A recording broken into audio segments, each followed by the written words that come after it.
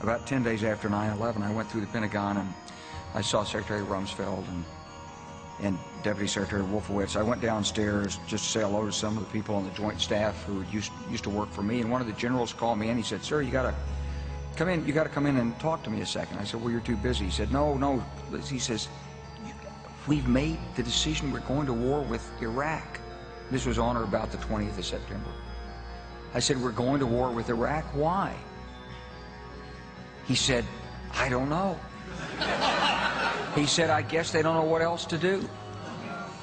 So I said, "Well, did they find some information connecting Saddam to Al-Qaeda?" He said, No. He says, "There's nothing new that way. They've just made the decision to go to war with Iraq."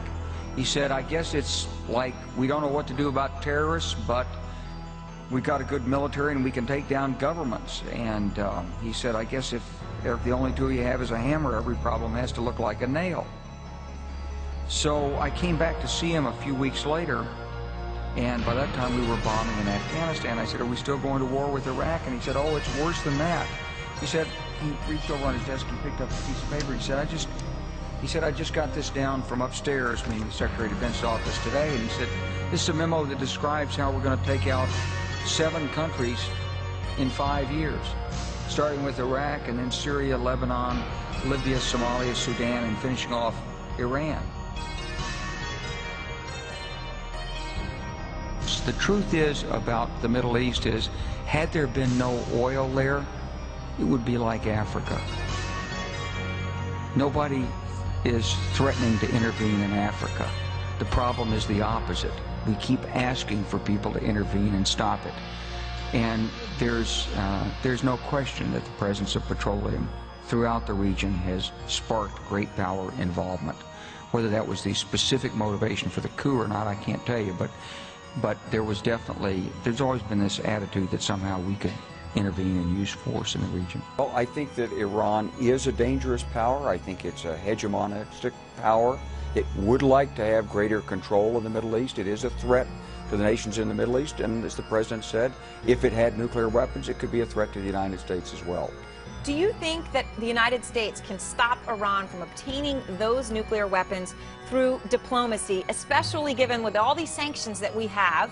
I was in Iran a few months ago. They seem to get plenty of what they need, in part from, well, places like China. If the United States could bring China and Russia to bear, if we really went after the sanctions in the toughest possible way, if we're willing to impact Iran's ability to deal in oil, then I think it's possible that sanctions could have a decisive impact. I think sanctions are already having an impact. I think there's no question that we've made it tougher on the Iranian regime, but it's clear that the Iranian regime seems determined to move ahead. One thing that amazed me when I was there was that the most common bill in Iran has the nuclear symbol emblazoned on it. And everyone we talked to there seemed to very much support the program for whatever reason, from a public relations point of view.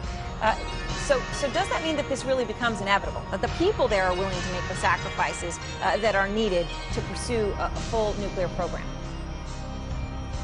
Well, Iran has sold this as a national pride and national achievement for nuclear energy, not for nuclear weapons. They're continuing to deny their nuclear weapons program, but of course the indications are that they're pursuing it. I think the President's had a very strong and proactive policy in this. I think he's been very tough-minded on it. He's offered diplomacy, he's offered dialogue, he's gone for tough sanctions, he said no options off the table. And I think that what you're seeing is that we're approaching a decision point with respect to Iran.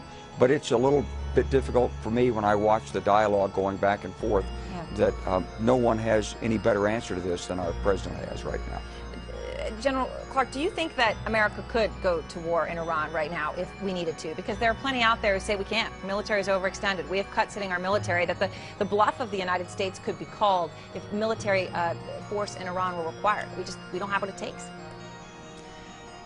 Well, we wouldn't be going into Iran to occupy Iran.